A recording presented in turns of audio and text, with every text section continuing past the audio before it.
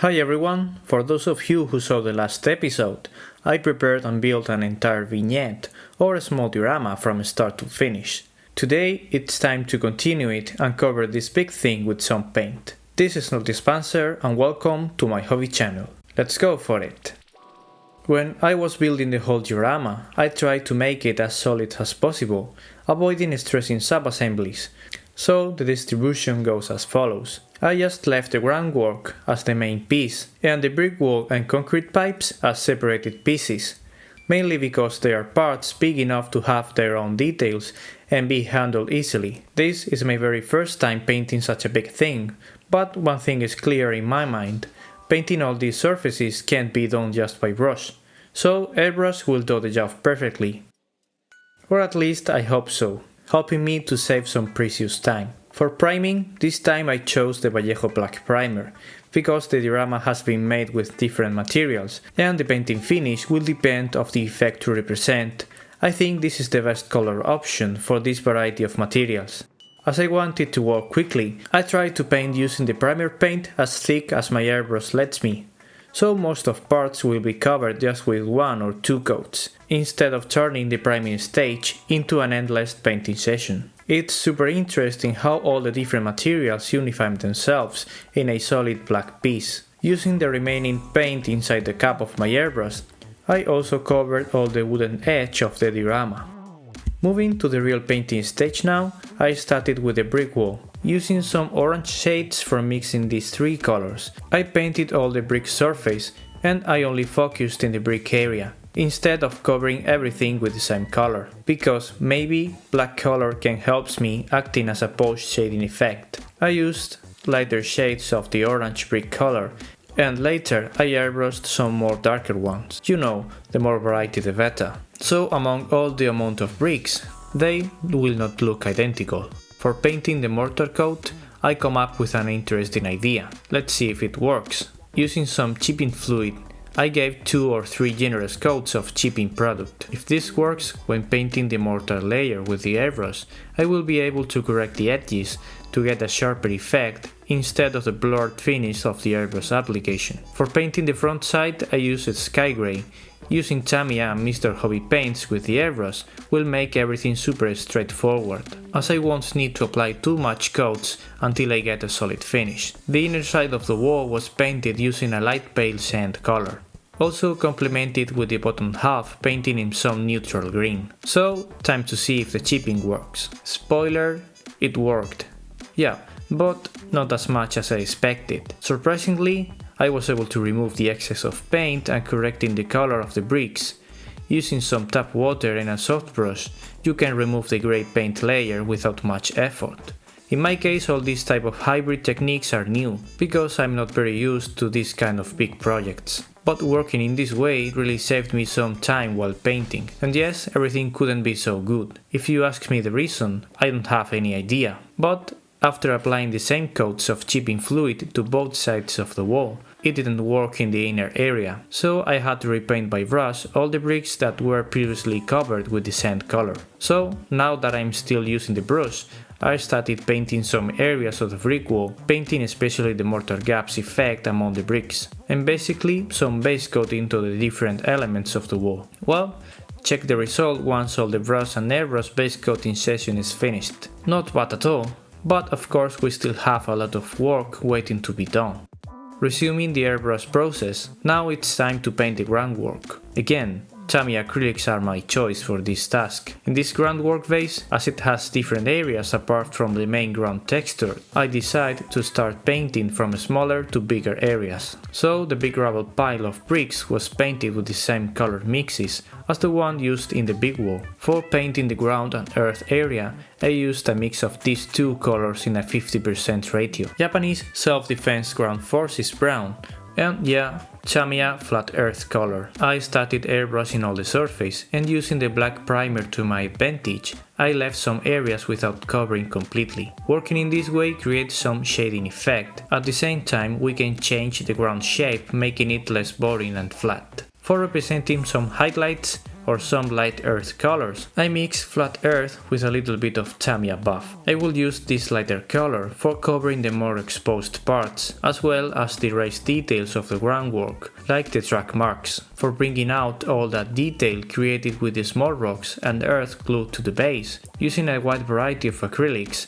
I will try to paint some of the biggest rocks in the ground. Of course, just the most evident, because it would take too long to paint all of them. I used some light flesh colors and also some sand and blue-gray tones. The combination of all these colors will create a very natural rock variety. Using again the same tones, I give a base coat to some of the main details, such as the big concrete rubble pile or some of the broken wooden planks. I use this green color for painting the old metal drums and plates, and the election of this was not a coincidence. Later, when creating some rust effects, orange tones will stand out really good next to the bright green surface. Finally, and resuming again the airbrushing work, I finished the process painting the big concrete pipes, using the black color primer again, and later creating some post shading with the light grey tone. I got a nice color base for replicating a real concrete look.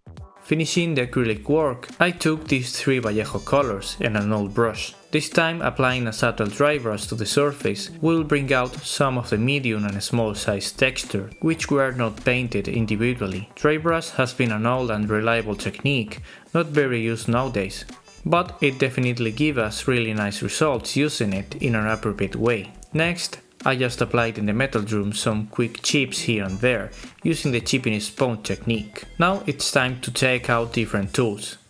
As I've used acrylics as much as I could, now it's time to add some weathering using oils and enamels. Yes, at first I thought I could only use acrylic paints for detailing the diorama work, because normally enamel thinners melt the foam material. Prior painting the diorama parts, I made some testing, and guess what? Surprisingly, this foam was resistant to the enamel thinner. Just keep this in mind, because we'll see what finally happened in a moment. Although at first I thought sand colors would be my best option here, I realized that brown oil colors such as burnt umber or raw sienna were even more useful, and they helped me enormously for creating extra depth in the brick pile. So you can check now the differences in the base before and after the oil application. I think I don't need to give any further explanation about it. And in my opinion, I could not have reached that kind of result using only acrylics, at least not with my limited experience using them for weathering purposes. So now that I think these foam pieces are enamel friendly, for enhancing the effect in the mortar gap, I used pure white color in a wash consistency, and I will use this sepia oil color for creating some dark oil wash in the main details. This will create wider contrast among bricks and will increase the details of the mortar coat of the wall. Alternating the previous sepia color with some burnt umber tone, I start applying some selective pink washes all over the ground base, focusing especially in the wooden planks, concrete pieces and track marks. Later, the green metal pieces received some light shading with a light green color and some burnt sienna, a color that I especially like for rust effects. Once I'm finished with the oil step, it's time to move to some earth effect application. Right now I see the base correctly defined, and I can see the details well, but I don't feel this diorama vase like a piece of ground from a destroyed factory area. Although the vase was improved in terms of color variety, I think I have to increase that earth and dirt feeling in some specific parts.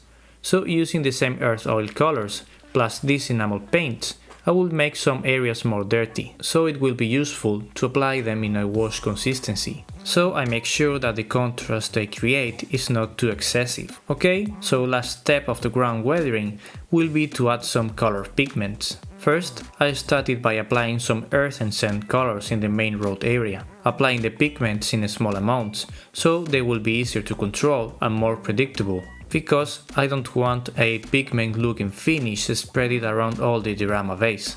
Later I fixed them just with pure enamel thinner. For other specific parts, like the concrete rubble area, I used a greyish pigment for complement it, some black pigment color to keep detailing the burnt metal drum, or some rusty pigment, but this time not for representing rust effects. Instead, they served me really well for representing some broken brick material. Continuing with the successful pigment step, I decided to apply some more pigments to the main side of the brick wall. Using the same techniques as before, they would create a nice effect, at the same time they make a visual connection with the ground area. And yes, it happened. Maybe due to the combination of pigment and thinner, but the thing is that it melted my beloved foam bricks. What are my thoughts in this particular moment, you may ask? Well, of course, nothing good. All the time invested in this project for ruining it later, it's not a good deal. So, thinking about how to deal with this big damage in the brick wall, it was a matter of making some repairs or building a new brick wall, starting again with the entire process. So why not to make some experiments? I decided to remove carefully all the damaged bricks one by one, so I will have a better control over the area to be repaired. Later, using some spare foam bricks, I will glue them for replacing the old ones. It seems like a home renovation, but from a scale modeling point of view. Well, at least the result was not as bad as I thought. And after painting it again, the final result was acceptable at least. Maybe it will need some extra weathering to hide the painting differences, and of course there will be no more enamel thinners involved in this project, at least not in the foam based parts. So for now I will use some Vallejo colors for creating extra variety of effects in the wall, representing some streaking dust effects and also some light moss in the brick corner behind the rusty pipe. Also adding some dark brown vertical streaking effects in the wall will break the geometrical shape of it. Detailing now the different accessories, first I painted the loudspeaker, base coating it first with some metal color in the outside and some light grey in the interior. Later I replicated some kind of white paint spilled on it. I saw this in an internet photo and it was so cool, but once I replicated, honestly, now I didn't find it so cool. Finally, I added some rust enamel effect in some areas for creating a nice looking rusty patina. These metal boxes were base coated by brush too. They received a very pale grey color for better contrast with the orange wall. I made some chipping by brush, looking for a very deteriorated result. It would feel weird if I made a heavier weathering effect in the wall area and the metal boxes look like brand new. I think you understand what I mean. My technique here is just to outline the edges of the piece and creating later some small dots and lines that complement that previous outlining. Next step would be to add some rust enamel product, again being extremely careful to apply it just to the plastic parts and not to reach the foam area. I applied the rust enamel around the more chipped parts, so it will enhance the effect, creating some contrast in the same piece. First leaving the paint just like it comes from the pot, and later blending it with a bit of enamel thinner. Finally, a very selective paint wash will do the job, creating a very realistic result. Moving now to the water drainage pipe. As I gave it some texture during the assembly process, I think I will only need to add some color variation to it, using enamels and oil washes, starting first with some enamel rusty color in the upper parts and complementing it later with some raw amber oil color for the bottom areas. So following this approach, I will blend them later, creating a nice vertical color transition. Next, in a second step to bring out all that previous texture, I made some light chipping with a light grey color for imitating some remnants of the original paint, this time just in the most exposed parts. So finally, once that I have all the small parts finished and I can see the entire wall piece, I make some final adjustments, using different dark brown and dark grey colors for weathering the wall accordingly with the overall diorama. Working with acrylics for creating this type of weathering effects is obviously different than using oils, and I found myself less flexible in terms of painting, because drying time is more limited for obvious reasons. All in all, it worked better than I expected. Maybe in the future I should consider practicing this kind of weathering. Well, following and last independent sonography elements to paint were the big concrete pipes. These type of things are commonly seen in Stalingrad battle photos, especially in the factories district. So I want here to make them to look like heavy pieces of concrete that have been laying down there for months without being moved to other place. starting first with some mandatory oil washes to define the pieces and later creating some moss effects with some black and green oils mixed together will make the first weathering layers. By this point I found the result quite okay, but there was nothing special in them that might call the attention, so I come up to represent over these parts some kind of natural weathering, if you know what I mean. So using some reference photos for representing it, and some sand and brown acrylics, I gave all my best replicating that thing as correctly as possible. Once done, I think it works, but I'm not especially happy with it. What do you think? You can let me know in the comment section below. So now all big elements are completely finished, it's time to glue them all. First beginning with these concrete pipes and using this earth effect. This ground texture product will hold the pipe's pieces firmly. At the same time it fills the empty space with the ground surface. So later I check the final position and carefully I place the piece. In the meantime, I use this wet effect product for making some effect that works as a visual connection between pipes and the main diorama base, for gluing the main brick wall because the bottom part still shows its raw foam texture, and the whole piece is very lightweight. I used some white glue. The same went for the tank model. At first I did not trust too much about holding my previous model with some common white glue, but after talking with some modeling friends, they absolutely recommended that to me. White glue needed some time to fully cure, but in the end the result is hard rock, and it holds the model perfectly. When dry I made some final adjustments, using the Vallejo ground texture product to get a nice fitting, and it worked really well. So talking about dioramas means talking about scale models, some scenography, and yeah, figures. I was wondering about to publish this chapter in a separate YouTube video, but I wanted to show you the entire process once and for all. The main characters of this diorama come from the Tamiya's German infantry box released in 2020 I think. As they were released at the same time as the Panzer IV model, I knew I wanted to build them together. Sadly, there is no painting footage of these figures, just some final detailing steps because they were painted 3 years ago, and they have been waiting their opportunity since then. But what I did record was the tank commander figure process from start to finish, using the same crew figures that come with the model, and making first some adjustments. I prepare a figure that fits inside the commander's tank hatch. The main parts of the figure were all plastic, just with some sculpted parts with some milliput standard putty. You can see how my sculpting abilities are really poor, and still too far of a basic knowledge. Before putty cured completely, I press the figure against its final position, so the periscope's parts will create some marks in the putty, and the figure will adapt to its position perfectly. In the end, and after smoothing the putty, the result was a bit rude, but it will work fine. All in all, just a few parts of this figure will be visible at the end.